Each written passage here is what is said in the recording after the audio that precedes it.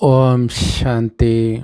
எல்லோரும் குஷியாக இருக்கிறீங்களா? இன்றைக்கி கொஞ்சம் வித்தியாசமாக நிறைய பேருக்கு இந்த கேள்வி பதில் ஸ்டைலில் முரளியை ரிவைஸ் பண்ணுறது பிடிக்கும். ஸோ அதனால் நம்ம கேள்வி பதில் ஸ்டைலில் இப்போ முயற்சி பண்ணுறோம். இன்றைக்கி முரளி, அதாவது மார்ச் 4 முரளியில் இருந்து அந்த முரளியே கேள்வி பதில் ஃபார்மேட்டில் பார்க்கலாம். முதல் கேள்வி, குழந்தைங்களுடைய முக்கியமான தொழில் அப்படின்னு பாபா எதை சொல்கிறார்? கெஸ் பண்ணிட்டீங்களா? ஓம் சாந்தி. பாபா முரளியில் இதுக்கான ஆன்சர் என்ன சொல்லியிருக்காங்க அப்படின்னா, மனிதர்களுக்கு, அதாவது கும்பகர்ணன் உறக்கத்தில் உறங்கிட்டு இருக்கிற மனிதர்களை விழித்தலை செய்யணும், ப்ளஸ் அவங்களுக்கு வழிகாட்டணும், இந்த ஆன்மீக ஞானத்தை கொடுக்கணும். கரெக்ட். ஸோ இதுதான் நம்மளுடைய தொழிலே. எல்லோரையும் எழுப்புறதும் சொர்க்கத்துக்கும் முக்திக்கும் வழி சொல்கிறது தான் நம்மளுடைய தொழிலே. சரி, அடுத்தது ரொம்ப முக்கியமான விஷயம். பாபா குழந்தைங்க சேவை செய்கிறாங்க. எப்படி சேவை செஞ்சால் அதிக நன்மை நடக்கும் இல்லையா? ஞானத்தை கொடுக்கறது நம்மளும் கொடுக்குறோம், கிறிஸ்தவர்கள் கொடுக்குறாங்க, முஸ்லீம்கள் கொடுக்குறாங்க. அவங்களுக்கு நமக்கு என்ன வித்தியாசம்? மெயினாக அவங்க எல்லாருமே தேக உணர்வில் கொடுத்துட்ருக்காங்க. நம்ம ஆத்ம உணர்வில் இருந்து இந்த ஞானத்தை நம்ம கொடுக்கணும். கரெக்ட். அப்போ தான் இந்த ஞான அம்பு புத்தியில் போய் தைக்கும் அப்படின்னு. சரி, ஏழை குழந்தைங்க பணக்காரர்களை விட அதிவேகத்தில் போக முடியும். அதுக்கு ஒரு விசேஷ குணம் இருக்குது அவங்கக்கிட்ட. அது என்ன விசேஷ குணம்? ஏழைகள் என்ன பண்ணுவாங்கன்னா, அவங்க பக்தி நிறைய செய்வாங்க, நிறைய தானம் செய்வாங்க, புண்ணிய காரியம்லாம் செய்வாங்க. அதுவும் இல்லாமல் அவங்களுக்கு பயங்கரமான அந்த பாவனை இருக்குங்க பிரதர். அதனால் அவங்களுக்கு அந்த பணக்காரங்கள்ட்ட இருக்கிற மாதிரி அந்த பணத்தினுடைய போதையோ அகங்காரமோ இருக்காது. சூப்பர். ஸோ அதுதான் கரெக்டான ஆன்சர். பணத்தின் போதை புண்ணியத்தின் போதையை கொடுக்காது. அவங்க அந்த போதையிலேருந்து தெளிகிறதுக்கே டைம் எடுக்கும். ஸோ ஏழைகளுக்கு இது ஒரு மிகப்பெரிய வரப்பிரசாதம். அதனால தான் ஏழையாக பிறக்கிறவங்க பாக்கியசாலின்ட்டு பைபிளில் கூட இருக்கும். சரி, ஸோ அதுதான் அடுத்த கேள்வியே. பணக்காரங்க முன்னேறதுக்கு தடையாக இருக்கிறது என்ன அப்படின்னா, நம்ம ஏற்கனவே பார்த்துட்டோம். பணத்தின் போதை, நானுங்கிற அகங்காரமும் இருக்கும். சரி, பரலோகிக தந்தையை என்ன கடல் அப்படின்னு சொல்லி மகிமை செய்கிறாங்க? ஞானக்கடல். கரெக்டு. எல்லாத்துலேயும் அவர் கடல். ஞானக்கடல், அன்பு கடல், அமைதி கடல். இந்த முறையில் ஞானக்கடல்னு சொல்லியிருக்கிறார். சரி, எந்த ஞானத்தில் அவர் கடல்?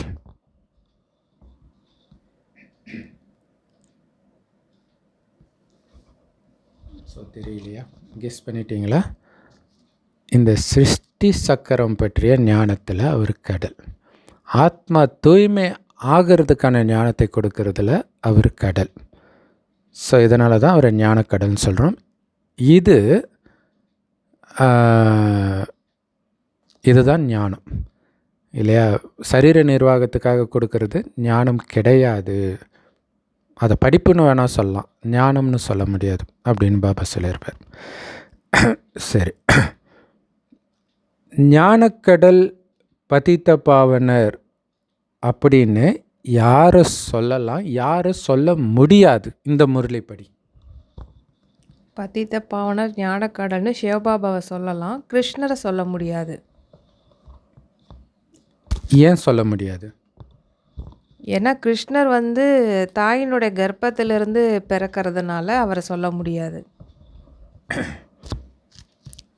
ஸோ ஸ்ரீகிருஷ்ணர்கிட்ட இந்த ஞானம் கிடையாது முதல்ல. இன்னொரு விஷயம் என்னென்னா, தேகத்தை மறந்து என்னை மட்டும் நினைங்கன்னு தேகதாரி எப்படி சொல்ல முடியும்? இல்லையா? கிருஷ்ணர் தேகதாரியாச்சே. ஸோ ஏன்னா தேகத்தை மறந்து நினைத்தால்தான், பாபாவை நினைச்சாதான் தூய்மையாக முடியும். ஸோ அதனால் அவரை பதித்த பாவனர்னு சொல்ல முடியாது. இன்னொன்று, அவர்கிட்ட இந்த ஞானம் கிடையாது. ஸோ அதை பற்றி தான் இன்றைக்கி முரளி ஃபுல்லாகவே ரொம்ப ஆழமாக சொல்லியிருப்பார். சரி, குறிப்பாக வந்து கிருஷ்ண ஜெயந்தி இதை பற்றிலாம் சொல்லியிருப்பார். ஸோ அடுத்த கேள்வி அதை பற்றி தான் வருது. ஸோ நானே ஒரு ஆன்சர் சொல்லிட்டேன். பாரதத்தில் 3 முக்கியமான ஜெயந்தி கொண்டாடுறாங்க. என்னென்ன ஜெயந்தி அது? சிவ ஜெயந்தி, கிருஷ்ண ஜெயந்தி, கீதா ஜெயந்தி. கரெக்ட். ஜெயந்தினா பிறந்த நாள். ஆனால் தமிழ்நாட்டை பொறுத்த வரைக்கும் கீதா ஜெயந்தின்னு ஒன்று இருக்குதுன்றதே பாபா சொல்லி தான் நமக்கு தெரியும். ஆனால் அங்கெல்லாம் கொண்டாடுறாங்க போல இருக்குது. ஸோ முக்கியமான ஜெயந்தினா இது தான். மற்றபடி இங்கே லீவ் விட்டால் நமக்கு முக்கியமான ஜெயந்தின்ட்டு காந்தி ஜெயந்தி அதெல்லாம் சேர்த்துக்கிறோம். ஆனால் முக்கியமான ஜெயந்தி இந்த 3 ஜெயந்தி தான் பாரதத்துக்கு. ஏன் இது முக்கியமான ஜெயந்தி? ஏன்னா இந்த ஜெயந்தியின் மூலமாகத்தான் வந்து சிருஷ்டி வந்து சொர்க்கமாக வந்து படைக்கப்படுது. கரெக்ட். எந்த ஜெயந்தி ஃபஸ்ட்டு வருது? ஆர்டராக சொல்லுங்கள். ஃபஸ்ட்டு வந்து சிவ ஜெயந்தி. ஏன்னா சிவபாபா பிறந்ததுக்கு அப்புறமேல தான் வந்து சொர்க்கம் உருவாக்கப்படுது. அதாவது கிருஷ்ண ஜெயந்தி அடுத்ததாக வரும். அதுக்கப்புறமேல கீதா ஜெயந்தி. ஸோ இது வந்து உலகத்தில் அப்படி கொண்டாடுறாங்க. ஆனால் உண்மையிலே வந்து சிவன் எப்போ வராரோ அப்போவே கீதையும் வந்துடுது. அவர் வந்தோடனே ஞானத்தை கொடுக்குறார். ஸோ சிவ ஜெயந்தியும் கீதா ஜெயந்தியும் ஒன்றா நடக்குது. கிருஷ்ண ஜெயந்தி தான் லேட்டாக நடக்குது. ஆனால் அவங்க எப்படி புரிஞ்சுக்கிறாங்க அப்படின்னா, கிருஷ்ணர் வளர்ந்து பெருசாகி கீதை சொல்கிறாரு, அப்போ கிருஷ்ணர் ஜெயந்திக்கு அப்புறம் கீதை ஜெயந்தின்னு புரிஞ்சுக்கிறாங்க. ஆனால் அது அப்படி கிடையாது. ஆனால் அப்படி தான் கொண்டாடுறாங்க. கிருஷ்ண ஜெயந்திக்கு அப்புறம் வரும் கீதா ஜெயந்தி. சரி, அடுத்த கேள்வி. சிவன் பாரதத்தில் எப்போ வரார்? சங்கம யுகத்தில், அதாவது கலியுகம் முடிகிற நேரத்துலையும் சொர்க்கம் தொடங்குகிற நேரத்துலையும், அது இடைப்பட்ட நேரத்தில் வராரு. கரெக்ட். ஒவ்வொரு கல்பத்திலும் சங்கமத்தில் வரார். யுகம் யுகமாக வர்றது கிடையாது. பதீத்த உலகம், அதாவது அழுக்கான உலகம்னு எதை சொல்கிறோம்?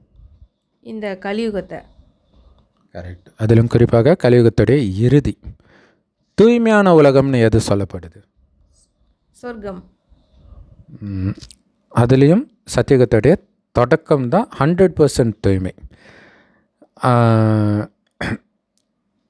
சிவபாபா எந்த உடலை தேர்ந்தெடுக்கிறார்? எந்த மாதிரியான உடலை தேர்ந்தெடுக்கிறார்? ஒரு வயதான உடம்பு ப்ளஸ் அது மட்டும் இல்லாமல் அனுபவம் நிறைந்த உடலை அவர் வந்து தேர்ந்தெடுக்கிறார். கரெக்ட். ஏன்னா பாபா சொல்கிற ஞானத்தை புரிஞ்சிக்கணுன்னா அந்தளவுக்கு அனுபவம் இருக்கணும் இல்லையா? காமம் மகாசத்ருனா காமத்தில் அடிப்பட்டவங்க தான் அதை சொல்ல முடியும். காமம்னா என்னன்னே தெரியாத குழந்தை எப்படி சொல்லும்? அப்போ குழந்தை உடம்புல சிவன் வந்து ஞானத்தை கொடுக்க முடியாது.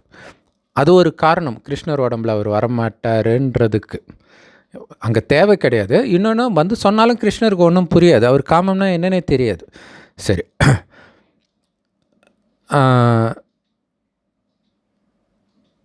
சத்யுகம் திரேத்தாயுகத்தில் யாரோட ஜெயந்தியுமே கொண்டாட மாட்டாங்க. ஏன்? அங்கே எல்லாருமே சுகமாக இருப்பாங்க. அங்கே ஜெயந்தி கொண்டாடுற அளவுக்கு அவங்க என்ன பண்ணாங்க?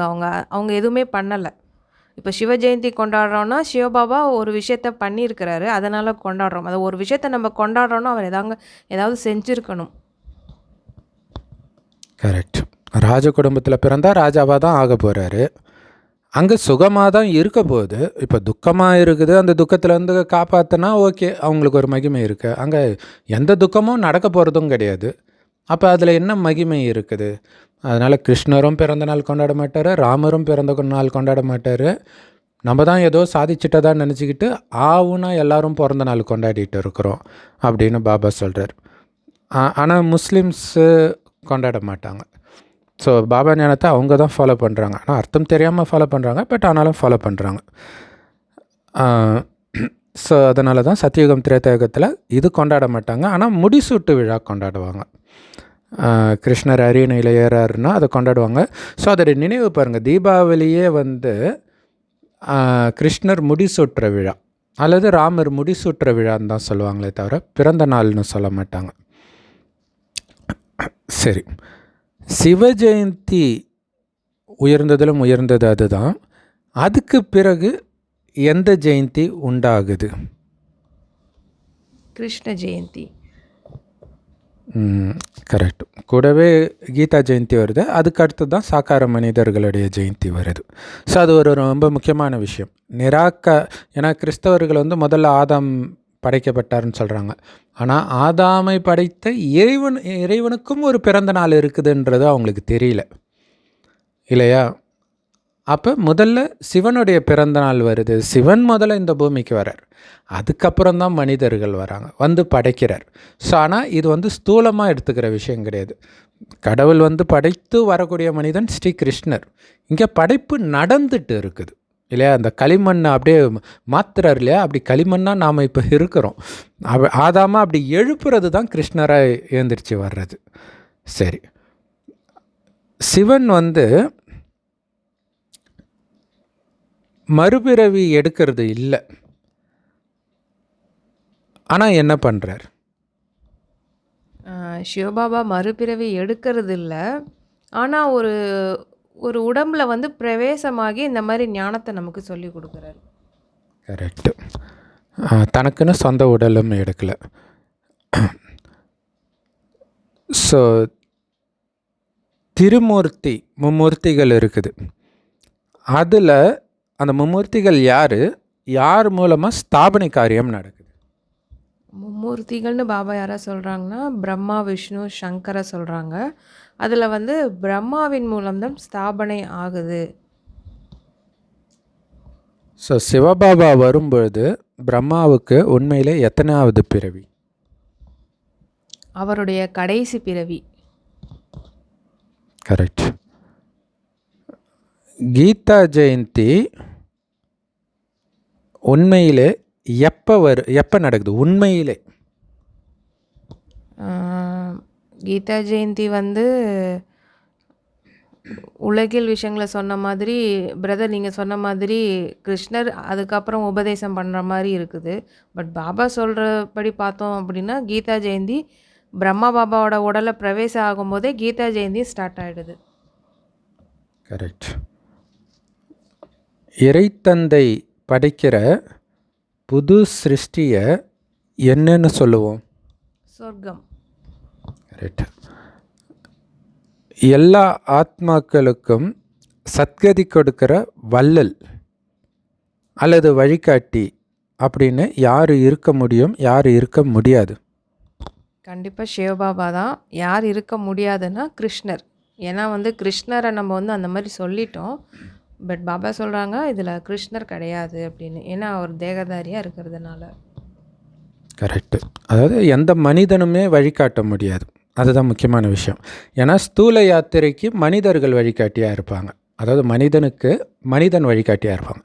ஆனால் ஆத்மா போக வேண்டிய இடம் பரந்தாமத்துக்கு அதை தெரிந்த ஆத்மா பரமாத்மா மட்டும்தான், அவர் மட்டும்தான் வழிகாட்டியாக இருக்க முடியும். தூய்மை ஆகிறதுக்கு ஒரே வழி தான் இருக்குது. அது என்ன வழி? பாபாவை நினைக்கிறது தான். எப்படி நினைக்கணும்? நான் ஆத்மா அப்படிங்கிறத உணர்ந்து பாபா என்னுடைய அப்பா, அவரும் பரமாத்மா செம்பொன் நிறமான ஒளி உலகத்தில் இருக்கிறாரு அப்படின்ட்டு நினைக்கிறது மூலமாக. கரெக்டு. கூடவே தேகத்தின் அனைத்து உறவையும் மறந்து நினைக்கணும். சரி, ஆத்மாவுடைய வடிவம் என்ன, பரமாத்மாவுடைய வடிவம் என்ன? ஒளிப்புள்ளி. கரெக்ட்.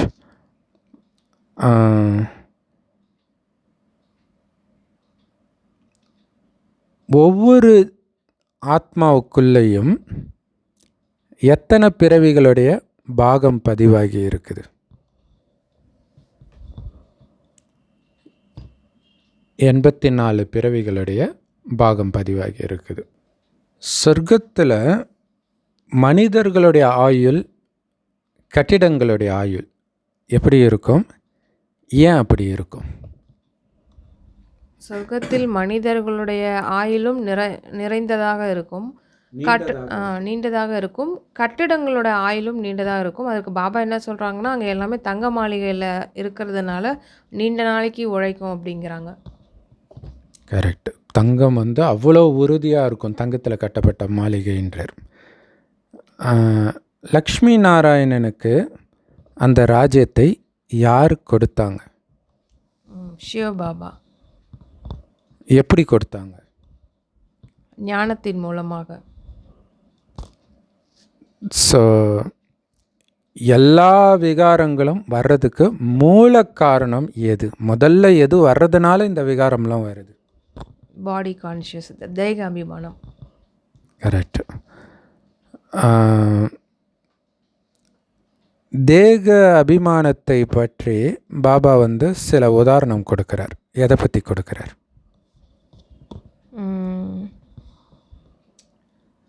ஸோ ஃபேஷனான ட்ரெஸ்ஸை பற்றி கொடுக்குறாரு. அப்புறம் சின்ன சின்ன விஷயத்துக்கெல்லாம் அகங்காரம் வந்துடுது குழந்தைங்களுக்கு அப்படின்னு சொல்கிறாரு. பாபா சொல்கிறாரு, எனக்கு பாருங்க, அதாவது பாபாவுக்கு கொஞ்சம் கூட தேக உணர்வு வர வாய்ப்பே கிடையாது. ஆனால் எப்படிப்பட்ட ஞானத்தை கொடுக்குறாரு, எவ்வளோ அன்பாக கொடுக்குறாரு, இதே மாதிரி நீங்கள் கொடுங்கன்றார். ஸோ இதோடைய நினைவாக தான் பைபிளில் வந்து இயேசு சிஷ்யர்களுடைய காலை கழுவி முத்தம் கொடுத்துட்டு, நான் எப்படி உங்ககிட்ட அன்பு செலுத்துகிறேனோ அது மாதிரி நீங்கள் மற்றவர்கள்கிட்ட அன்பு செலுத்துங்க அப்படின்னு சொல்லியிருப்பார். ஸோ அது ஒரு ரொம்ப சூப்பரான பாயிண்ட்டு. அப்புறம் இந்த விலை உயர்ந்த ட்ரெஸ்ஸு, விலை உயர்ந்த வாட்ச்சு, இதெல்லாம் வந்து நீங்கள் கட்டிக்கிறீங்க அப்படின்னா அதை பாதுகாக்கணும்னு தோணும். விலை உயர்ந்த ஃபோனு, அது ஏதாவது ஒன்று ஆச்சுன்னா அதை பற்றிய சிந்தனையே வரும். அந்த சிந்தனை காட்சியில் வந்துடுச்சுன்னா பதவி குறைஞ்சிடும்ன்றார். ஸோ எதை பற்றிய சிந்தனையும் வரக்கூடாது. அது ஒரு ரொம்ப முக்கியமான விஷயம். அப்படி போச்சுன்னா என்ன ஆகும்? அப்படி ஒருவேளை சிந்தனை வந்தால் என்ன நடக்கும்? ஒன்று பதவி போகும், அது கடைசியில். அதுக்கு முன்னாடியே கூட அந்த மாதிரி வீண் எண்ணம் வந்தால் என்ன ஆகும்? கோபம் வரும், அகங்காரம் இருக்கும், தேவையில்லாமல் சண்டை போடுவோம். ஸோ இதனால் என்ன ஆகும் அப்படின்னா வாயுமண்டலத்தை கெடுத்துடுவோம். அப்போ வாயுமண்டலத்தை அமைதி பரப்புறது தான் சேவை. அப்போ நம்ம வந்து கோபப்பட, அதாவது சண்டை போட தேவையில்ல, வாயை திறக்க தேவையில்ல. ஆனால் மனசுக்குள்ளே ஐயோ அவ்வளோ காசு கொடுத்து வாங்கினேனே, போயிடுச்சே யார் எடுத்தாங்களோ தெரியலையே, அந்த பதற்றம் அமைதியை கெடுக்குது. அது டிஸ்சர்வீஸ்ன்றார். ஸோ அப்போ எவ்வளோ எச்சரிக்கையாக இருக்கணும். ஸோ அதனால தான் பாபா சொல்கிறார், இப்போ கணவன் மனைவிக்குள்ளே பிரச்சனை வந்தால் கூட 2 கை தட்டினா தான் சத்தம் வரும். ஒருத்தங்க பேசுகிறாங்கன்னா இன்னொருத்தர் அமைதியாக இருந்துனுங்க அப்படின்னு சொல்கிறார். ஏன்னா ஏற்கனவே ஒரு வாயுமண்டலம் கெட்டுட்டு இருக்குது. நீங்கள் அமைதியாக இருந்தீங்கன்னா கொஞ்சம் நேரத்தில் அவங்க அமைதியாகிடுவாங்க. இல்லாட்டினா இன்னும் நீங்களும் சேர்ந்து கெடுக்கிற மாதிரி ஆகிடும். சரி, அடுத்தது ஆன்மீக அன்பு இல்லாத நிலையை பற்றி பாபா என்ன சொல்கிறார்? பாபா வந்து உப்பு தண்ணீர் போல் இருப்பீங்க அப்படிங்கிறாங்க. கரெக்டாக அதுதான் நம்ம சொன்னது. சின்ன சின்ன விஷயத்துக்கெல்லாம் கோபம் வருது, சண்டை வருது, அகங்காரம் வருது. ஏன்னா உங்களை ட்ரிகர் பண்ணுறாங்க அப்படின்னா உங்களுக்கு ஏன் கோபம் வருதுன்னா அவங்க மேலே அன்பு இல்லைன்றார். இப்போ ஒரு மனநோயாளி ஒரு ஹாஸ்பிட்டலில் பார்க்குறேன், கணவன் மனைவி. அந்த மனைவிக்கு வந்து மனசு சரியில்லை, பயங்கரமான கெட்ட வார்த்தையில் திட்டுறாங்க கணவனை, பயங்கரமாக. அவர் பாட்டுக்கு அமைதியாக இருக்கிறார். ஏன்னா ஒன்று மனைவி அன்பு இருக்கும், இன்னொன்று அது அவங்களுடைய உண்மையான குணம் இல்லைன்னு அவங்களுக்கு தெரியும். அவங்களுக்கு வந்து நோய். அப்போ அந்த நேரம் கோபம் வராது, கருணை வரும். எப்படி இருந்த பொண்ணு இப்படி ஆயிட்டாலே அப்படின்ட்டு. அதே மாதிரி தான் இங்கே ஒருத்தருக்கு தேக உணர்வு வருதுன்னா அது ஒரு நோய் இல்லையா? அதனால் அவங்க வந்து ட்ரிகர் பண்ணுறாங்க. அப்போ அவங்க மாறணும், கண்டிப்பாக மாறிடுவாங்க அப்படின்ற கருணை வரணுமே தவிர கோபம் வரக்கூடாது. சரி, பாபாவுக்கு என்ன மாதிரி குழந்தையாக நாம் மாறணும்?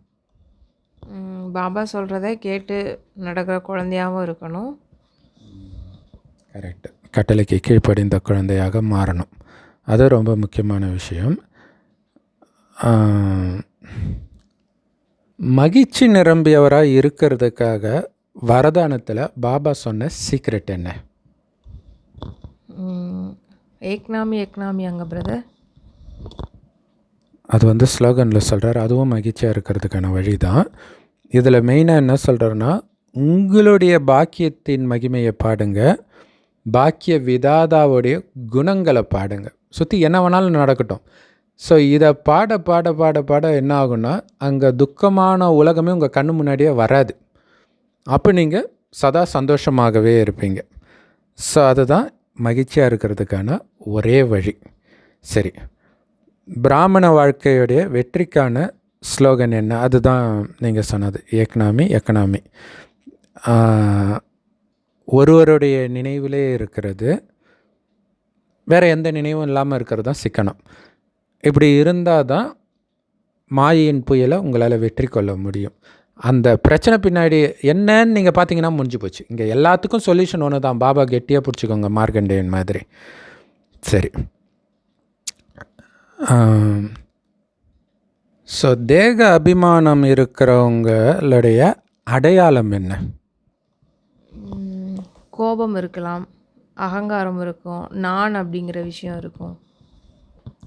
கரெக்ட். நவாபு மாதிரி நடந்துக்குவாங்கன்றார், இல்லை ஒரு ராஜா அந்த ஒரு பதவியில் இருக்கிற மாதிரி நடந்துக்குவாங்கன்னு வேறு. அது சமீபமாக ஒரு முறையில் என்ன சொல்லியிருப்பாருன்னா, ஒருத்தருக்கு அபிமானம் இருக்குதான்னு எப்படி கண்டுபிடிக்க முடியும் அப்படின்னா, அதை கொஞ்சம் இன்சல்ட் பண்ணிங்கன்னா போதும், அவங்களால தாங்கிக்க முடியாது, அப்படி ஒரு அவமானம் ஃபீல் ஆகுன்றார். ஸோ அப்படி அவமானம் வருதுனாலே அங்கே அபிமானம் இருக்குதுன்னு அர்த்தம். ஒன்றும் இல்லை, ஒருத்தங்க நல்லா பண்ணுறாங்கன்னும் போது அவங்கக்கிட்ட போய் இன்னொருத்தவங்க சூப்பராக பண்ணுறாங்கன்னா அவங்களுக்கு சுருன்னு ஏறிடும். அப்போ அவங்களுக்கு அபிமானம் இருக்குது. அப்போ நான் பண்ணலையா, என்னை விடவா அவங்க பண்ணுறாங்கன்ற அந்த எண்ணம் வந்துடுச்சுனாலே அபிமானம் இருக்குது அப்படின்னு அர்த்தம். சரி, பாபா இந்த முரளியில் தெய்வீக செயல் அல்லது இறையாற்றல் அல்லது இயற்கைன்னு கூட சில முரளியில் சொல்வார். எதை சொல்கிறார்? இந்த நாடகத்தினுடைய சுகம் துக்கத்தினுடைய பாட்டு, அப்புறம் ஆத்மாக்குள்ளர 84 பிறவிகளுடைய பாட்டை வந்து தான் பாபா அப்படி சொல்கிறாங்க. கரெக்ட். அது துல்லியமாக பதிவாகி இருக்குது, அதை தான் அப்படி சொல்கிறார் தெய்வீக செயல்ன்ட்டு. ஸோ யாருடைய சரித்திரம் பற்றி மக்களுக்கு ஒன்றுமே தெரியாதுன்னு பாபா சொல்கிறார்? கண்டிப்பாக அது சிவபாபாவுடைய சரித்திரம் தான். சிவபாபாவுடைய ஜெயந்தியெல்லாம் கொண்டாடுறாங்க. பட் அவர் என்ன பண்ணார், எப்போ வந்தாருன்னு யாருக்குமே இது வரைக்குமே தெரியாது. சிவபாபா நமக்கு கூட சொல்லாத வரைக்கும் நமக்கே தெரியாது. கரெக்டு. அதில் முரளியில் என்ன சொல்கிறாருன்னா, ஏதாவது ஒரு பத்திரிகையிலேயாவது கிருஷ்ணருடைய வரலாறு வந்துக்கிட்டே இருக்கும். ஆனால் சிவனுடைய வரலாறு எந்த பத்திரிகையிலும் எப்போவுமே வராது. சிவராத்திரி கொண்டாடினா கூட அவங்களுக்கு அது தெரியாது. ஸோ அதை சொல்லியிருப்பார். அது சூப்பரான பாயிண்ட் அது. ஸோ இன்றைக்கி பாபா முரளியில் ரொம்ப ரொம்ப முக்கியமானது இது. அவ்யக்த இஷாராவில் வெற்றி அடையிறதுக்கான ஒரு சீக்ரெட் சொல்கிறார். ஆக்சுவலாக எல்லாமே வரதானமும் வெற்றி தான், ஆனால் அது வேறு ஒரு இதை சொன்னார். பாபாவுடைய குணத்தை மகிமை பாடுறது, பாக்கியத்தை மகிமை பாடிக்கிட்டே இருங்க, கேள்வியிலேருந்து அப்பாற்பட்டு இருங்க அப்படின்னு சொன்னார். அப்புறம் எக்கனாமின்னு ஸ்லோகனில் சொன்னார். அதேமாதிரி அவ்யக்த இஷாராவில் வெற்றி அடையிறதுக்கு ஒரு சீக்ரெட் சொல்லியிருக்கார். அது என்ன சீக்ரெட்? எந்த காரியம் நம்ம பண்ணுறதுக்கு முன்னாடி அது நம்மளுடைய ஸ்திதி எப்படி இருக்கணும் அப்படின்னா, கவலையற்று இருக்கணும், அப்புறம் நிச்சய புத்தி நம்பிக்கையும் இருக்கணும். இந்த ரெண்டும் இருந்துச்சு அப்படின்னா நம்ம செய்கிற காரியம் வெற்றி ஆகுங்கிறது உறுதி. கரெக்டு. ஏன்னா இந்த அவ்யக்த இஷாரா ஃபுல்லாகவே தொடர்ந்து நிச்சய புத்தியோடைய அதை வச்சு தான் வருது. அதுதான் அஸ்திவாரம். அந்த நிச்சய புத்தின்ற அஸ்திவாரம் உறுதியாக இருந்தால் எதை பற்றியும் கவலைப்பட மாட்டோம். இல்லை என்ன வெற்றி உங்களுடைய பிறப்புரிமைன்றார். மாயா இப்படி வருது அப்படி வருது எல்லாத்தையும் நீங்கள் ஜெயிச்சிடுவீங்க, ஜெயிச்சுட்டு தான் வந்திருக்கிறீங்க ஒவ்வொரு கல்பத்திலேன்றார். என்னால் முடியுமான்னு அது பலகீனமான எண்ணம்ன்றார். நம்ம தர்மத்தை சார்ந்தவர்கள் அப்படி யோசிக்கவே மாட்டாங்கன்றார். அப்போ என்ன பிரச்சனை வந்தாலும் எப்படியும் இது எனக்கு சாதகமாக தான் ஆகுன்ற அசைக்க முடியாத நம்பிக்கை இருந்தால் கவலை இருக்காது. கவலை இல்லை அப்படின்னா கரெக்டாக முடிவு எடுப்பீங்க. அடுத்து என்ன பண்ணணும், ஏன்னா இது நடக்குமா நடக்காதான்னு பதறினீங்கன்னா பதறாத காரியம் சிதறாதுன்னுவாங்க. பதறாமல் செய்யணுன்ட்டு. இப்போ பதறாமல் செய்யணும், அசைக்க முடியாத நிச்சயம் வச்சுருக்கணும். அதனால தான் நிறைய பேர் பார்த்திங்கன்னா டேலண்ட் இருக்கும், ஆனால் அவங்க அப்பா அம்மா உன்னாலாம் முடியாதுடா, அல்லது அவங்க கணவனோ மனைவியோ உன்னால முடியாதுமா அப்படின்னு சொல்கிறதுனாலே அவங்களால பண்ண முடியாமல் போயிடும். ஸோ அதனாலே நிறைய பேர் என்ன பண்ணுவாங்கன்னா மற்றவங்ககிட்ட சொல்லவே மாட்டாங்க. அவங்க பாட்டுக்கு பண்ணிக்கிட்டே இருப்பாங்க. ஏன்னா அவங்கள சுற்றி நெகட்டிவாக இருக்கிறாங்கன்னும் போது அவங்கக்கிட்ட டிஸ்கஸ் பண்ணுறது வேஸ்ட்டு. அவங்க எனர்ஜி போயிடும். ஸோ நம்ம கூட பாபா இருக்கிறார், அவ்வளோதான். அதுக்கு மேலே நமக்கு எதுவும் தேவையில்ல. பாபா சொல்கிறபடி நம்ம பண்ணுறோமா, அவ்வளோதான். எதையுமே யோசிக்க தேவையில்ல. ஏன்னா எதையுமே நம்ம தனியாக பண்ணலை, பாபாவோட ஒரு கையை பிடிச்சிக்கிட்டு தான் பண்ணுறோம். அதனால் கண்டிப்பாக வெற்றி நிச்சயிக்கப்பட்டது. அதனால் இது நடக்குமான்னு யோசிக்கிறதுக்கான அவசியம் கூட கிடையாது. பாபா நினைவில் இருக்கிறோம். பாபா கிட்ட நம்ம ஃபஸ்ட்டு கேட்குறோம், இது பண்ணலாமா, இது ஸ்ரீமத்து தானா அப்படின்ட்டு. பாபாவுடைய ஸ்ரீமத்தை வச்சு நம்ம யோசித்து பார்க்குறோம். கரெக்டு தானா, அவ்வளோதான், கண்ணை மூடிட்டு முடிச்சிட வேண்டியது தான். ஸோ சூப்பரான முரளி. ஓம் சாந்தி.